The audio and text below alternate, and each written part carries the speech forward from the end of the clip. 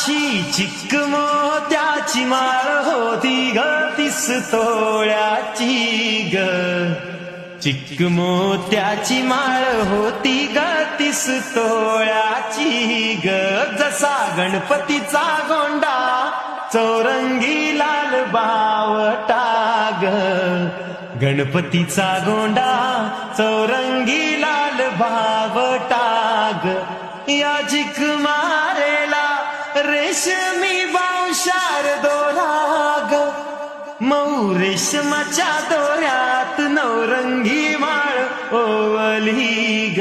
अशी चिक मोत्याची माळ गणपतीला घातली ग. अशा चिक माळेला हिऱ्याचे 8 पदर ग.